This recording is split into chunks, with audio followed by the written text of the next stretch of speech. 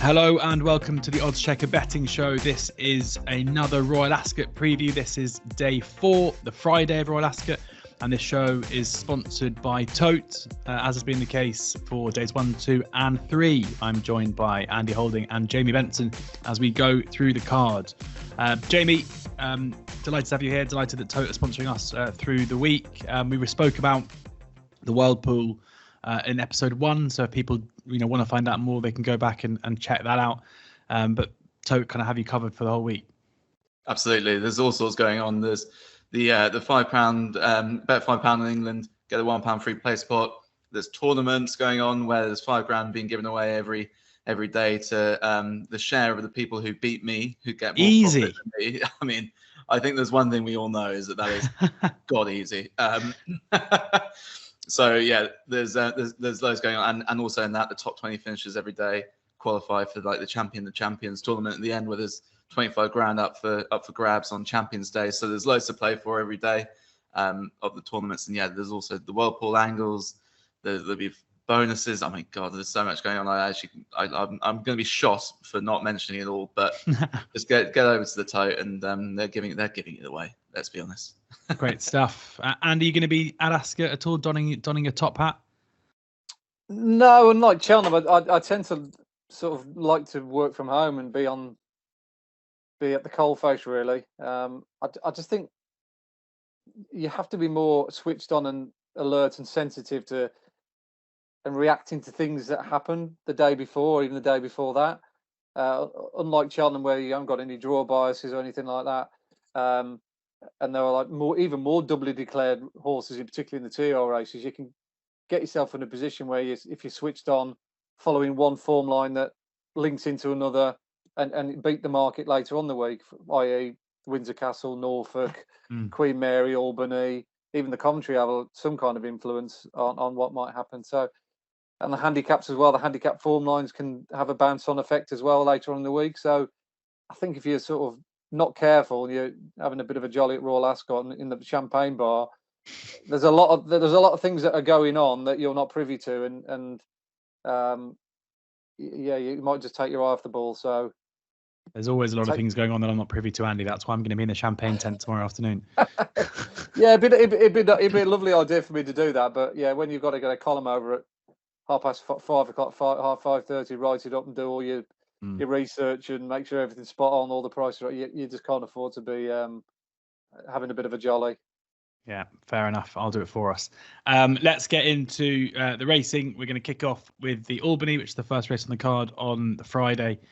These will be going through the oddschecker grids, so talking through the best prices, bookie offers, free bets, place terms, and Andy's tips, as he says, at about 5:30 in the afternoon, the day before racing for Royal Ascot, but normally every morning of racing. Recording this on Monday morning, so still a couple of days to go till final decks, and we don't have the draw, and anti-post rules do apply, meaning that if you back one of these horses before final decks, it will be a loser if they come out. Always good to make sure people are aware of that. But yeah, we've got a 7-4 favourite here in Fairy Godmother ahead of Mountain Breeze at 3-1. Truly Enchanting 10-1. Burning Pine 12-1. 12-1 Heaven's Gate as well. Twafiq is 14-1. Enchanting Empress and Royalty Bay both 16-1. California Dreamer as big as 20-1 in places, 10-1 in others. Andy, you know full well that I'm a big fan of your 2-year-olds speed figures sheets when you've got a field where they're all being judged basically on the eye and on reputation, maybe rather than the cold hard facts. So who have you got here as making running a big number early on and therefore looking value here? Well, the one that's run the biggest number is not running in it. Truly Enchanting, who I think now goes to the Queen Mary, and she's definitely a player in the Queen Mary early on in the week. But it does leave the way paved open, I think, for Aidan O'Brien's sort of next best on the numbers, and that's Fairy Godmother. She hasn't quite run the time that Truly Enchanting had at Limerick, but boy, oh boy, visually she was really good last time out. I thought she might have won the first time out. It looked like it was lack of fitness, really, when she got beat by Sparkling Sea. That's the only thing you could put it down to, because the transformation between that run first time out at Naas and then the rematch back at the same track was quite extraordinary. I thought she won with a ton in hand. Now, she only won by a neck, but she was doing all her best work at the finish, and they rode her like she was a good filly. They punted her like she was a good filly, as they did first time out. But this time, second time up, she delivered. She delivered on better ground as well. I think maybe the soft ground first time out might have just caught her out, in keeping with their pedigree. I think most Night of Thunders want fastish ground. Night of Thunder was a real daisy cutter, wasn't he? All his best form was on a good to firm surface. And I think this filly is very much of the same ilk. A sweet traveller, but more importantly, a very strong stayer at the trip. If you win at Naas or Navan, those two big stiff tracks over in Ireland, and the Curragh as well, you're pretty much tailor-made to get every yard of the Ascot straight six. I think she's the best filly in the race, and that's nothing to take away from Mountain Breeze, who's equally been visually impressive. I don't think there's a great deal between these two on the numbers, by the way. We've both got them running similar times of levels of form, but I do think that Naas run, that Naas form is the best coming into this race out. Unlike most of the other mindsets they have of looking for something from an each way perspective in pretty much every other race we've discussed, I do think the favourites will win on this occasion. Fairy Godmother. Fairy Godmother is 7-4, best price, heading the market there for Andy. Jamie, can you see past the favourite? I mean, she's definitely the right favourite. However, just purely on sort of value grounds, she'll be overbet. Mountain Breeze will be overbet.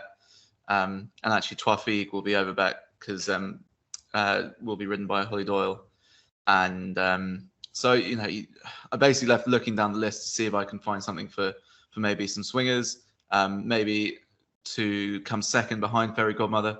And the one I came down on was Mighty Ariu, who was second to Tunbridge Wells on her only race course start. And she was really interesting that day. She still did a lot wrong, as T-Rollers want to do on their first race. And she's since been bought by Qatar. That form will be tested in the Coventry. I think Tunbridge Wells might go there. I'm not quite sure at the moment, but even if he doesn't, sounds like a plan will go there, who beat Tunbridge Wells on debut. So you'll have a good line into the form by the time this runs around. And she's a big old price. She's sort of well into 25s. 22 to 1. Perfect. 22 to 1. I can see her, and she'll be massive overs on the Whirlpool, with the front of the market being so dominated by Godolphin, Coolmore, and of course Holly Doyle on the third, fourth fab. So yeah, Mighty Rio for me. Enchanting Empress, I nearly went with, and she's got a lot more experience than a lot of these, and that could count for something. But whether or not she's good enough to win, I'm not quite sure. She might be a bit more exposed, but yeah, Fairy Godmother the right fav. But I'm looking down the field to find something to come second or third to her. Yeah, Mighty Uriu 22 to 1, and the Enchanting Empress 16 to 1. On to the 305. Jamie, will stick with you for the Commonwealth Cup, where Inshrin is the 11-4 favourite with elite status 5 to 1. Jazur 7 to 1, River Tiber 8 to 1, Porta Fortuna 16 to 1, Starlust 16 to 1, Giving the Beat Boys 20 to 1. A couple have come out here, so this is kind of a newly reforming market. It might be the first you've seen of it. What do you make of it? Yeah, exactly. Annoyingly, the two that came out were the two that I was keen to take on. I was keen to take on. They're going to say they were your two picks. No. I was keen to take them on, and I was kind of quite happy with Van Dijk making the market, because I really like elite status, who Colbert's been quite interesting when talking about and quite open about the fact that he wasn't quite where he wanted them at the back end of last year. He was beaten when a heavy fab at the Royal Meeting last year, and they seem to have sort of got him back on the right track. He was so impressive when he won last time. And that form looks really strong form. And ultimately you're taking a bit on trust, but on a line through relief rally. And I think also that 2-year-old form from last year is really working out. You're seeing a lot of them come out and perform well. So I'm bumbling around trying to find a reason to not really like him, but I do really like him. And Clifford Lee and Carl Burke, again, I mentioned this in one of the previous pods, they overpay a lot on the Tote. So he could well be value, especially if Inishirin is considered the owner's first string. Second strings always overpay in the Whirlpool, because the Hong Kong punters are convinced that the perceived second string is very much unfavoured. But in this instance, it's just, you've got to have a first string and a second string. They're trained by different trainers. there's really no difference. So elite status, I would love it if the market considered him the second string, and I think he could have a big price. And I'll throw Jasor in there for some of the other exotics. Again, annoyingly, it was a bigger price before those other runners came out, but I thought he was very impressive when winning the trial for this race, which actually looks a stronger renewal than it sometimes is. And what better prep than winning the trial for the race that you're trying to win now? So Jasor for the places, but elite status to win it for me. Elite status 5-1, Jasor 7-1. Jamie's 2 to take on, albeit the 2 horses he wants to take on no longer running. Andy? Yeah, I was of the same mindset with Jamie to take on Van Dijk. I thought he was disappointing, whichever way you strip it down at Haydock. Inisherin just toyed with him, I thought, on that occasion. And yet Van Dijk was still probably the wrong-looking price, around about 3-1. I think he was given a little bit too much respect. And Inisherin perhaps wasn't. Now, with his absence, obviously, Inisherin has inherited the favourites tag.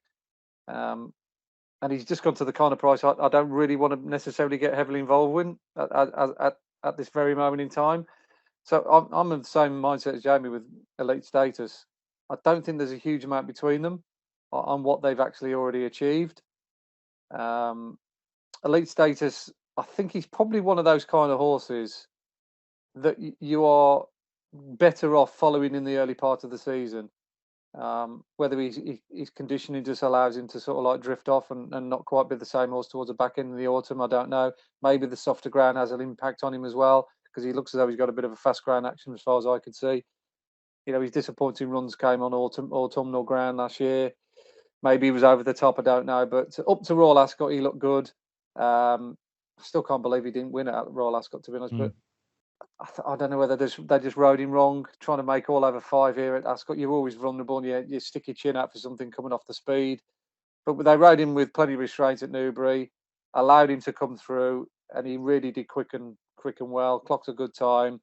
The third won the other day, a day in Devon, for the Rod Millman's team. So there's a bit of substance to the form. But yeah, it's hard to see elite status not going well just because he travels well and he gives himself every chance to be a player at the back end because of his cruising speed, and he's got a touch of class. So at this very moment in time, the price is 5-1. He makes quite a bit of each way appeal. Indeed, both the guys agreeing there. Elite status maybe the way to play this one at the time of recording with that 5-1. About onto the Coronation Stakes, the 345, where Opera Singer is the 13-8 favourite ahead of El Malka at 4-1. Ramatoy is 5-1. Porta Fortuna 7-1. Devoted Queen 12-1. Rahia 14-1. 25-1. Bar those. Again, a race that there aren't that many left in, but I think it's going to cut up a fair bit before Friday. Andy, how do you see it at this stage? Yeah, a bit of a no-brainer for me. And unless I'm like you, almost seem like you have to like give your head a little bit of a wobble. I can't for the life of me understand why Amalka's 4-1 here. Unless my eyes were deceiving me, and I usually let my eyes do the talking most of the time, along with the numbers. I was massively impressed with the way she won the Guineas. I mean, she had no right to win from where she was at halfway towards the Rio on a pace-favouring track. And she absolutely tore through the field, particularly once she hit the rising ground. She was away and gone. I've got no real reason to think why that form of the 1,000 Guineas isn't the best form coming into it. Fallen Angel was well beaten on the day. We saw what she went to do at the Curragh. There's been loads of other horses further down the line that have won. I think Darnation, the 14th horse, won next time out, didn't it? Did it win in Germany or something like that? I can't quite remember. But I know it won a pattern race subsequently. Yeah, one in Dusseldorf. Yeah, Tamfana, the big eye catcher from the Marnuzio stable, ran perfectly respectably yesterday on the continent. It just looks really good, strong form for me. And the fact that Malcolm managed to do it off the back of just one run and do it in the manner that she did, I think she's just going to improve hugely as the season progresses. The stiff track will definitely suit her. I think the market's gone mad on Opera Sing. I mean, I don't know.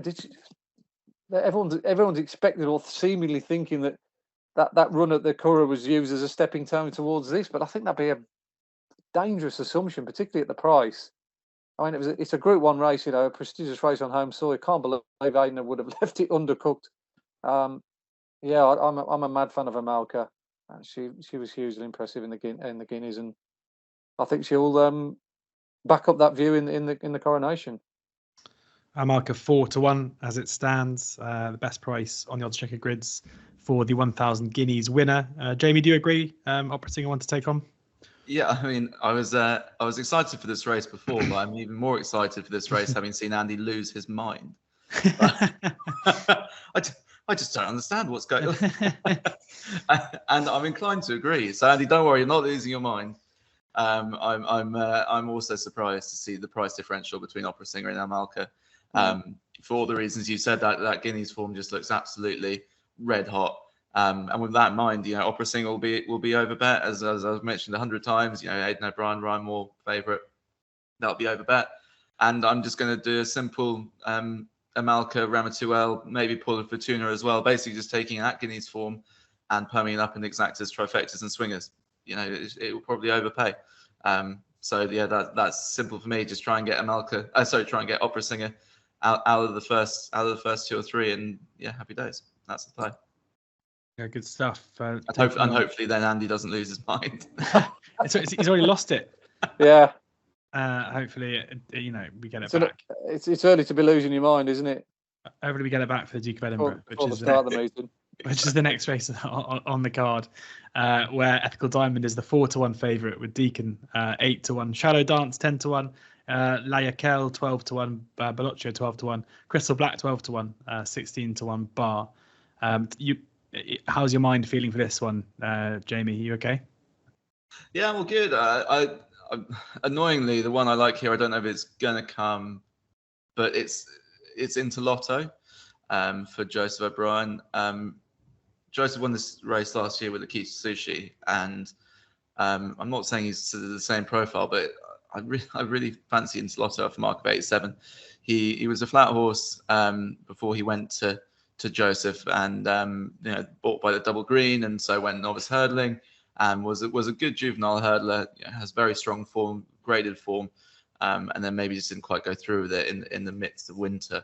But I like him coming back in the flat. He was a facile winner of a maiden at Sligo last time out over a mile and a quarter, and the mile and a half looks right up his street. He's got a mark of 87. That looks more than workable. And I can see him running a big race. Joseph O'Brien's stable form is a little bit of a concern. I've heard the odd rumor that there might be a bit of a bug going about, which by this point we'll know whether or not. If there are some Joseph horses running well early in the week, then I'd definitely be very, very keen on into Lotto. But there are loads to pick here. I'll probably get more into it when I see the draw, and look for those high numbers again over this trip. So ultimately, that'll be what I play. Another permed exacta or a trifecta with all those high numbers. Nice, yeah. Into Lotto 16-1 best price as it stands. Andy, who are you taking in the Duke of Edinburgh? Yeah, I mean, there is plenty of substance beyond Ethical Diamond's form. It's not one of those ones where you just think, oh yeah, it's a sexy one off the jumps, and its flat rating or its flat form isn't as good. The horse that beat him, Saturn, I think is an improving type. Won next time out the Curragh. Global, I think it was Global Energy. Sheila Lavery's that went to the Curragh Guineas weekend and won as well. So that race at Leopardstown is really strong, very, very strong. So it's hard to disagree with the bookmakers pricing up here with Ethical Diamond.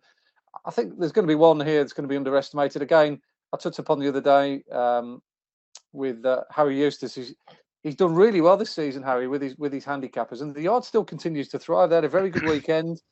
They had a horse, a 2-year-old that won at York, called Havana Gila, or whatever it's called, that won. Chasing Aphrodite won at Sandown. He's got that one I mentioned on the Tuesday, which runs in the Queen's the Ascot Stakes, over 2.5 miles. And he's got Ziggy here, who's a real model of consistency. I like this horse. He got stuck in a bit of a pocket at Epsom the other day, but I think he was beaten by a decent horse regardless. Relentless Voyager. Now, Relentless Voyager ran similar overall times and sectionals to the Derby winner, City of Troy.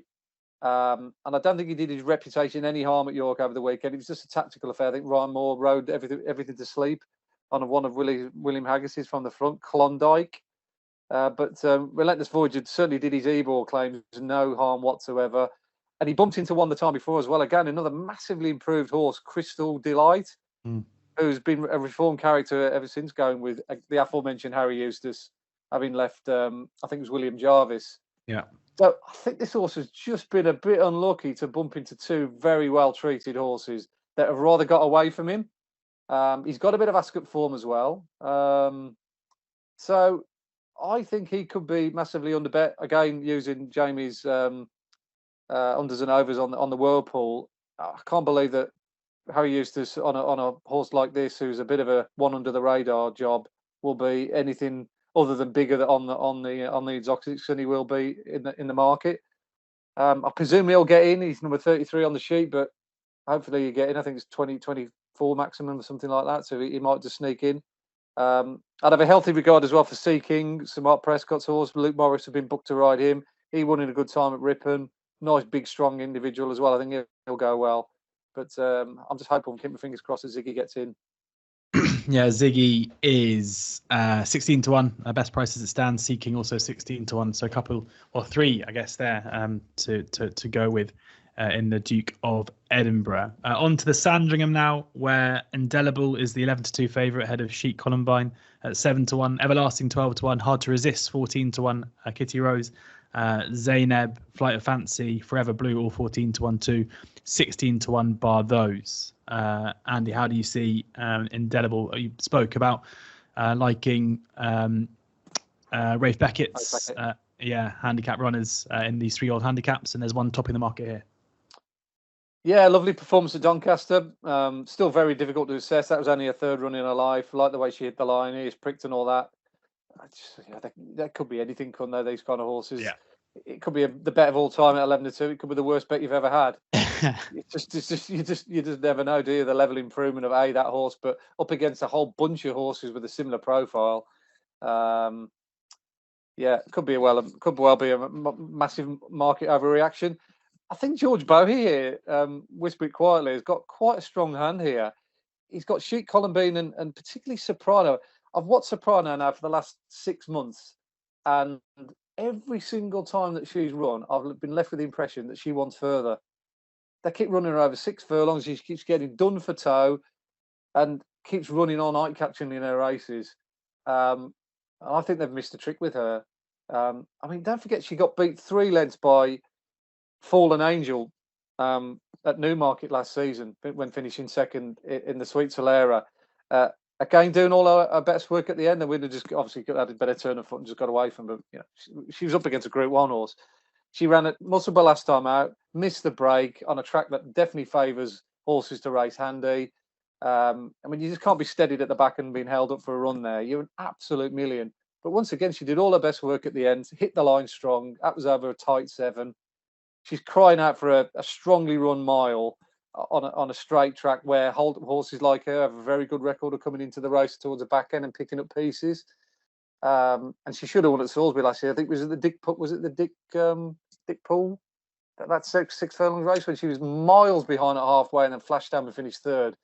So yeah, she's absolutely tailor-made for a race like this where the pace collapses. I'll be hopeful that she runs and maybe Billy Loughnane might ride. Soprano is currently 20 to 1. 25 to 1 across the board. 25 to 1 on a horse that got beat 2 lengths by Fallen Angel in a handicap. It'll take a genius to work out that's a mistake. There you go. Follow that up, Jamie. I know. Well, Andy described Indelible as either the best or worst bet you'll ever make. And I'm ever the optimist. I'm hoping it's going to be the best bet because I just think she might be an absolute certainty. Mile handicap, luck and running aside, that Donny form is unbelievable. It was basically a Group 3, so it was last novice of its type to be run for something like 3 weeks. So they basically everyone that wanted to get a novice run into their horse had to kind of go there, and I know Harry Charlton loves Amphius. He reckons she might be his best 3-year-old filly. The third Sword is very highly rated by the Gosden Yard, and the 4th English Harbour very and absolutely loves as well. She was beaten rather on debut. He was beaten on debut by Almakam, who goes into James's Palace. And that was only his second run this time, and that form just looks absolutely red hot. And I'd say when the Beckett Yard saw they'd been given a mark of 91, they changed plans pretty quickly, because they thought this was going to be a Guineas filly for them. And she didn't quite get there in time, so I just think that she could be absolutely thrown in. And at 11-2, you're still getting a fair enough price. She's not 7-2 yet, and I think 11-2 I will be getting heavily stuck in.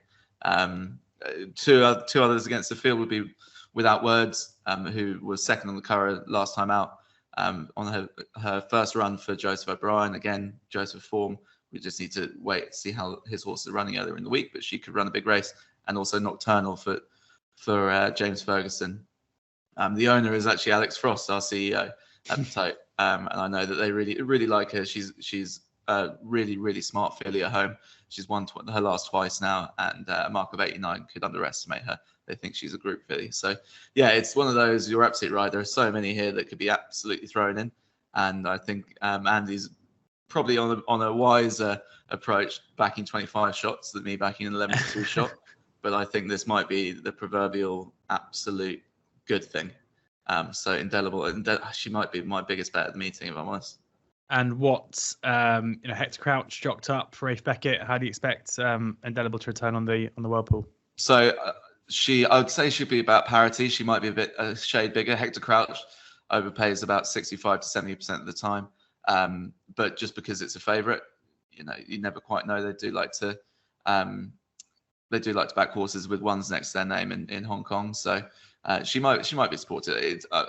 We'll still have to wait and see who everyone else rides. If you get Holly Doyle, William Buick, and Ryan Moore all getting rides on bigger price horses, you might get a bit of value about Indelible. But also ultimately in these big field handicaps, the takeout is so little per runner, because there are so many runners, that the Tote is better value on sort of something like 75% of these horses anyway. So it's worth having a look at the prices and seeing what you fancy.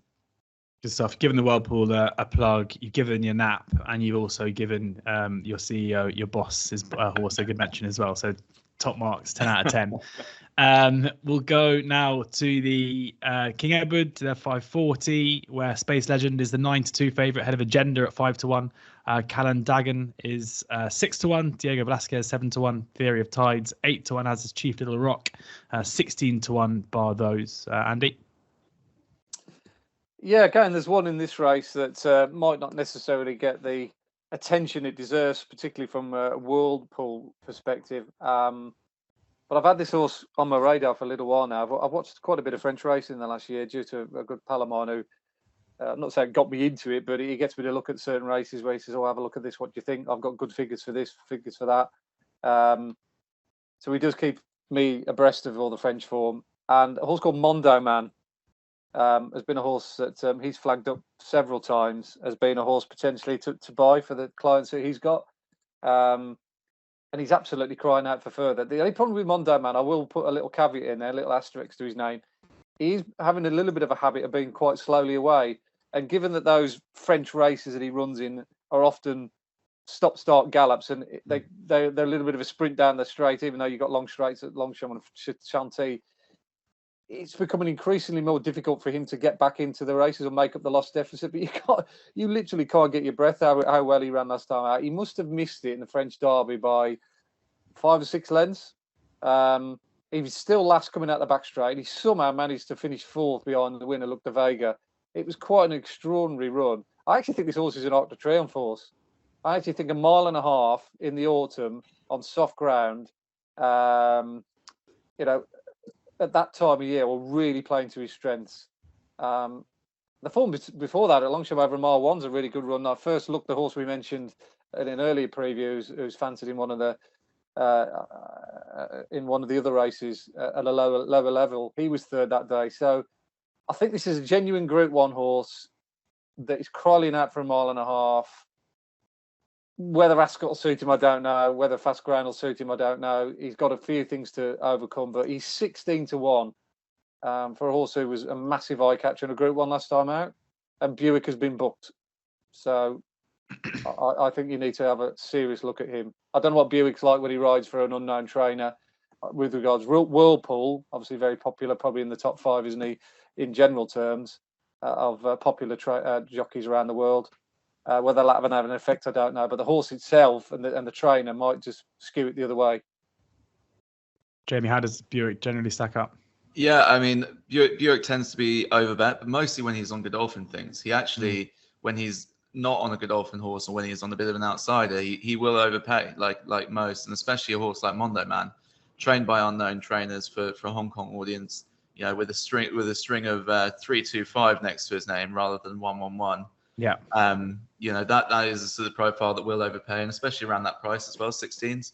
You could easily get a couple of points bigger on the Whirlpool. And I was very glad to see Andy tipping him up because I really like Mondo Man as well. I could not agree more about his last run in France, and I think that Look to Vega might win the Arc. I think that Look to Vega is a proper animal, and then the other one to take out of it was Mondo Man for all the reasons that Andy said, and I can't see why he's 16-1 here. I mean, I'm keen to take on the front of the market as well. I would like Agenda if Agenda went in the Queen's Vase rather than coming here. I think he wants further, and also in the Queen's Vase he'll probably be the Aidan O'Brien's second string, which means he would overpay significantly. So I'd prefer he went there. But if he does come here, he will sort of make the market a little bit, and I think Mondo Man should never be a double-figure price for this on all known form lines. You know, you could argue he's a Group 1 horse in the making, and he's running here in you know, what is this, a Group 3, Group 2? Group 2. And I think he's up against some pretty limited opposition on what we've seen so far. So yeah, Mondo Man would be a fairly confident selection. A selection that got all the more confident when Andy started talking about time figures, and I got very excited. Good stuff. Well, Mondo Man, I think one of the most convincing cases put forward by the guys on the show so far. So one to keep an eye out in the 540 King Edward Stakes, the Group 2 on Friday. Mondo Man 16-1 best price as it stands now, and as Jamie says, might overpay on the Whirlpool as well, given the connections. Finally, we've got the Palace of Holyrood handicap of 5 furlongs. Where again, it would help if I got the grids up before I move on. Jubilee Walk is the 8-1 favourite ahead of Dorney Lake and Dyrole at 10-1. Kendall Roy 14-1 with Blue Storm, Van der Man and Revellier 16-1. Completely random. Chagrin and a couple of others as well. Plenty in here. Again, it's you know, it's pretty difficult at this stage without knowing the draw to make a huge case for one. But Jamie, I'm going to ask you to do so anyway. Yeah, well, I think Jubilee Walk's the right fav, but I don't fancy him enough to be backing him at sort of 8s at the moment. But I thought 14-1 Kendall Roy was really interesting for Kate McGivern. She's a very shrewd up-and-coming trainer. She's done a lot of buying, selling breeze-up horses and getting them ready, so she knows what it takes to have a 5 furlong horse. And this has just been a very progressive horse. He got given an opening mark of 65, which he made to look pretty ridiculous. He won last time out, beating a good yardstick in the form of Majestic Beauty. That was off 80. Gone up to 87, but at the same time, Majestic Beauty was given 6 for that. So he's actually only £1 worse off with Majestic Beauty. And I just think when you get these sprinters that suddenly get it all together, you know, they just are progressive and they can progress chunks and chunks. I mean, most famously, we saw it recently with Highfield Princess. And although that's fillies, who I think can do so even more. But when you're a good 5 furlong sprinter, it's such a specific type of horse that is good at that ultimately, you know, stepping up from 65 to 87, if you're good, you're just kind of going to do it. And I think he is good. It's nice to see a good son of Twilight Sun going well.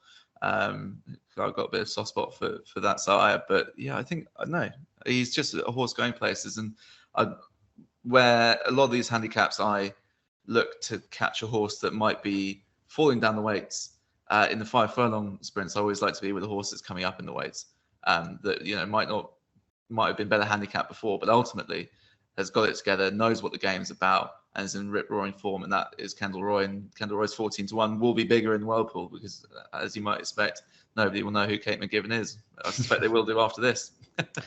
Strong case made for Kendall Roy there, Andy, in the final race on the Friday. Who's your selection at this stage? Certainly Kendall Roy, but definitely on my short list. I actually put this horse up on my column last time out. It was like 7 or 8 to 1 in the morning. I couldn't believe it because I thought he'd got the best form going into it. Certainly the best time figures anyway that what we got. And he got a lovely ride as well that day. That just held him up slightly, whereas sometimes he has gone a little bit all or nothing. And I think that was the key to his performance the other day at the Curragh. So yeah, he's not one to be underestimated. Incidentally, the horse that beat him, Scorchio, for you Fascio fans, that was a good time figure that horse achieved when beating the aforementioned Kendall Roy the time before. And I wouldn't underestimate her because she comes from a yard that no other time of day. Jack Davidson, if you remember, she used to train a horse called Munista, who I think 2 seasons on a row came over to Royal Ascot, ran really well. I think she was 4th to Nature Strip in the King's Stand, the old King's Stand, back in 2022. So don't underestimate Jack Davidson. The Whirlpool are probably underestimated, but you shouldn't. A contingent double, a contingent exactor or swinger on those two, like that form line, would pay massive. Absolutely colossal. Yeah, and it wouldn't be beyond the realms of possibility, you know, if you're back in the same form line. Little story about Golden Jubilee, and no connections were toying with the idea of supplementing it for the King Charles. I was going to say the King Stand, but it's now the King Charles. And they've decided to not resist the temptation of doing that and running here off a mark of 97. And then on the day when it won at York, furlong per furlong, Jubilee Walk's time was the quickest on a day where there's lots of group races. It was an extraordinary performance. So mark of 97 probably underestimates that. So I would see that shortening up as well. Even though Jamie's a little bit reticent at the moment of sticking it up at 8 to 1, I actually think they'll go off shorter than that. So a fascinating race. Again, a race I'll probably play in the day and look at the draw. But that Kendall Roy Scorchio form line's, as good as anything over in Ireland anyway.